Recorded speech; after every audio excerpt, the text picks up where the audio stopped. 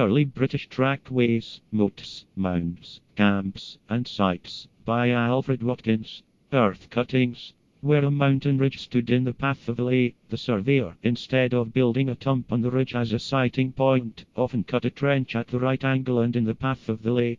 This shows as a notch against the sky and makes a most efficient sighting point from below. I have counted 8 such artificial notches in the mountain ridge when on the road from Llanfihangel through Corney to Longtown. Each notch can only be seen on the line of sight, and disappears when a quarter of a mile right or left.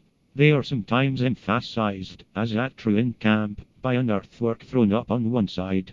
The Y on the Malvern Ridge is an instance. The 2 fine gaps near Flansford, Goodrich, and Marstow, Plate 5, both with bridges over them, are also ancient sighting cuttings. The sighting cuttings were also used in passing over banks in lower ground.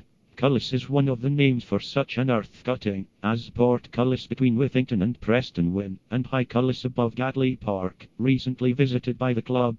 There is a very neat example of such a cutting at Hungerstone, near Allensmore, where the cutting in the bank allows the lay to be sighted onto a pond on its way to the next tump, the one close to the church at Thruxton.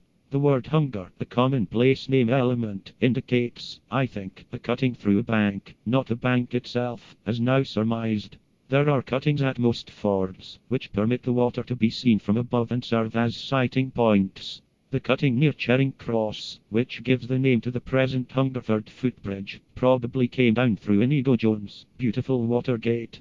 Mr. Codrington in his book on Roman roads describes the method used by Roman engineers well known to surveyors for laying out a straight line between extreme points not visible from each other, from 2 or more intermediate points from which the extreme points are visible.